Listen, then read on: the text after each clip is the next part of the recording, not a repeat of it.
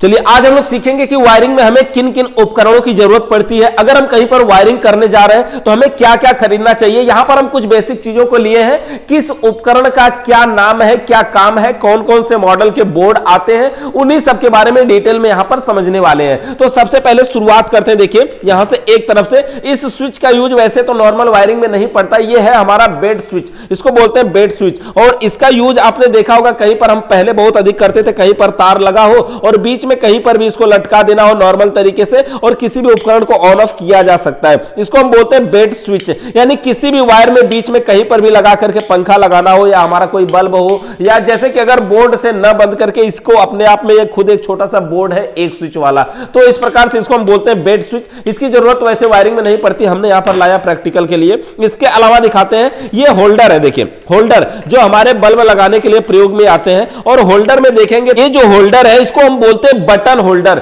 Button holder यानी batten holder भी इसको बोला जाता है। ये सीधे वाले पोजीशन में है। इसके अलावा इन्हीं होल्डरों में देखेंगे एक होल्डर और है यहां पर, और ये वाला होल्डर देखेंगे तो अगर ऐसे दीवार पे ये लगेगा ना तो ऐसे ये आगे की साइड में झुका रहेगा। यानी कहीं अगर ऊंचाई पर भी इसको अगर ऐसे दीवार पे लगाया जाए तो ऐसे नीचे के साइड में ये झुका रहेगा। इस तरह से ये इसका बेटन होल्डर होता है। और जो ये स्ट्रेट वाला होल्डर है इसमें क्या होगा, ये सीधा लगेगा यानी सीधा रोशनी आएगी। इस बेटन होल्डर में कभी कभी दिक्कत होती है कि जैसे आपने इसको दीवार पर कहीं लगाया और आगे की साइड में झुका है, रोशनी तो अच्छी आती है आपके मेज या ब्रेंच पे जहां कहीं लगाए रहेंगे वहां, लेकिन जो बल्ब का वजन होता है कभी कभी इसकी स्प्रिंग वगैरह खराब होने लगती है, वजन नहीं झेल पाता, ये लटकने लगता है, बाद में बल्ब गिरने के चांस होते हैं, या बल्ब रुकता नहीं या ढीला हो जाता है, बार बार उसको हिलाना पड़ता है। ये सारी दिक्कतें इस बेटन होल्डर के साथ आती है। लेकिन हाँ, उजाला इसका सीधे फोकस आपके रोशनी जहां चाहते हैं वहां आता है। बार बार अगर न छूना हो तो आप इस बेटन होल्डर का यूज भी कर सकते हैं, काफी अच्छा है। उसके अलावा इसको हम बोलते हैं सीलिंग रोज। सीलिंग रोज का मतलब होता है छत वाला, जब यानी कि छत में जब सीलिंग फैन कहीं पे लगाना है, सीलिंग का मतलब होता है छत, और छत पे इसको लगा दिया जाता है। जैसे ये छत हुआ तो इस प्रकार से आपने कहीं कहीं लगा हुआ देखा होगा। इसके अंदर क्या होता है, इसको अगर हम खोल के दिखाएं तो इसके अंदर देखिए खोलने में थोड़ी सी दिक्कत हो रही है, एक ही हाथ से खोलना पड़ रहा है, लेकिन इसको खोलने में क्या होगा, इसके अंदर होता है देखिए ये दो पॉइंट, यानी इसको अगर छत में लगा दिया जाता है ना, ये दो पॉइंट हो गए, स्क्रू के द्वारा भी इसको लगा दिया जाता है, और ये दोनों पॉइंट से हमें न्यूट्रल और फेज का कनेक्शन करके छोड़ दिया जाता है। जब भी हम कभी फैन लगाएंगे तो इन्हीं दोनों में से तार लेकर के पंखा का कनेक्शन कर देंगे, बाकी टाइम में फिर ये ऐसे बंद रहेगा, तो देखने में भी खूबसूरत लगता है। इसको बोलते हैं सीलिंग रोज, यानी फैन वायरिंग के लिए इसका यूज किया जाता है। तो ये सारे हो गए हमारे सीलिंग रोज, और ये हो गए होल्डर बटन, और ये इसको बोलते हैं देखिए डीप जंक्शन। डीप जंक्शन, अब देखिए ये 4 मुंह का है ना, तो ये 4 मतलब 4 वे डीप जंक्शन है। ये 2 वे भी आता था, 3 वे भी आता था, लेकिन आज के टाइम में सबसे ज्यादा 4 वे का यूज किया जा रहा है। इसका कारण ये रहा, पहली बात तो 4 वे को आप कहीं भी लगा सकते हैं, 3 वे 2 वे नहीं तो लिखने में भी दिक्कत होती ना, बार बार जैसे लिख के दीजिए उसके पास 3 वे 2 ज्यादा आ गया, वो कम आ गया, ये सब दिक्कतें होती। लेकिन इसमें कोई फर्क है नहीं, आपका 3 का यूज करना है 3 का करिए, 2 को छोड़ दीजिए। छत में तो रहता है कौन सा इधर उधर है ना, मट्टी भर के बस, लेकिन बाद में बंद करना पड़ता है। तो ये 4 वे सबसे ज्यादा यूज होते हैं, डीप जंक्शन इसको बोलते हैं। यानी इसके अंदर हम होल्डर बल्ब लगा सकते हैं, या जैसे ये सीलिंग रोज इस पे लगाना हो तो ये हम लगा सकते हैं ऐसे, जैसे छत की सीलिंग में ये लग जाएगा, उसके बाद ये ऊपर सीलिंग रोज लग जाएगा, देखिए इसी के साइज का हो जाएगा। तो इस प्रकार से हम इसको लगाते हैं। और इसके अलावा हम इसको बोलते हैं, देखिए क्या लिखा है इसमें, 32 एम्पियर प्लोइड सेल्फिट डीपी स्विच, यानी कि ये डीपी स्विच है, double pole switch, DP switch. ये इसका भी यूज आपने कहीं कहीं देखा होगा, अभी फिलहाल तो इसका यूज बहुत कम हो रहा है। ऐसे उठाने पे इसके अंदर इंडिकेटर भी जलता है, ये रेड कलर का, तो ये डीपी स्विच भी हो गया।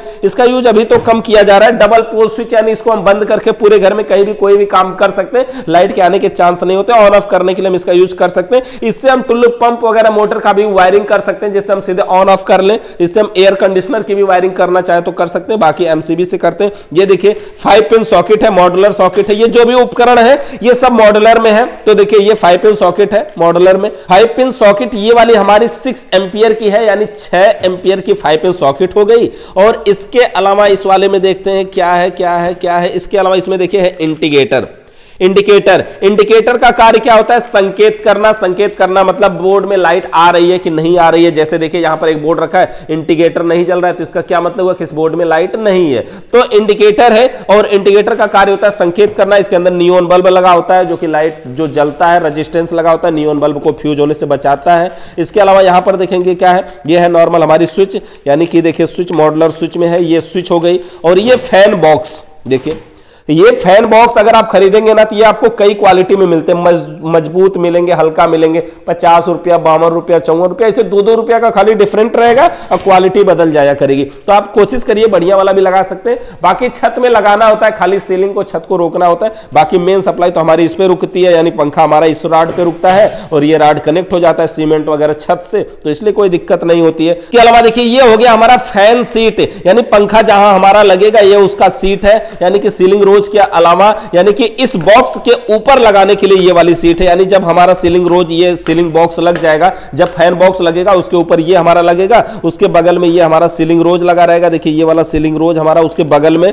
कुछ इस प्रकार से लगा रहेगा। अब यहां से तार लेके यहां के पंखे में हम कनेक्शन करते हैं। तो इस प्रकार से ये हो गया हमारा देखिए फैन की सीट, और 10 पीस इसके अंदर रहती है, पैकेट का है। इसके अलावा अब हम इस बोर्ड में आते हैं। बोर्ड के अंदर मॉडल की बात करें तो देखिए बहुत सारे मॉडल हैं। यहां पर जितने भी मॉडल आते हैं लगभग सब मॉडल है। तो देखिए दिखाते हैं एक तरफ से। सबसे पहले देखिए ये वाला बोर्ड, मॉडल का मतलब पहले थोड़ा सा समझाते हैं, जैसे मॉडल का मतलब क्या है वो समझिए। जैसे देखिए इस बोर्ड, यह एक बोर्ड है और इस बोर्ड में देखिए 1 2 यानी ये बीच से जो गैप है इसके बीच में हम यहां पर 2 स्विच लगा सकते हैं। तो 1 2 और इधर 3 4 यानी 4 यहां लगा सकते हैं और 4 यहां लगा सकते हैं, मतलब 4 दूनी 8।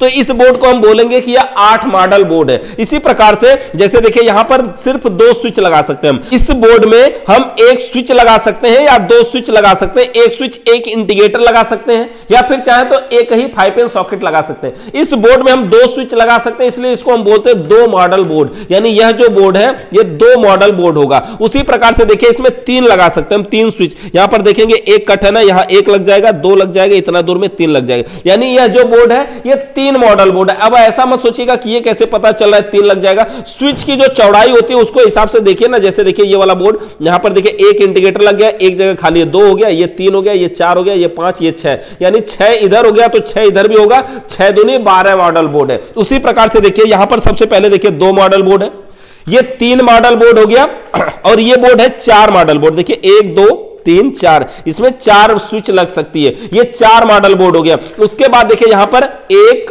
2 3 4 5 6, यानी ये 6 मॉडल बोर्ड हो गया। सबसे पहले क्या देखा आपने, 2 मॉडल, 3 मॉडल, 4 मॉडल, 6 मॉडल। उसके अलावा देखिए यहां पर 8 मॉडल बोर्ड है। देखिए 1 2 3 4, 1 2 3 4, यानी 4 4 8, ये 8 मॉडल बोर्ड हो गया।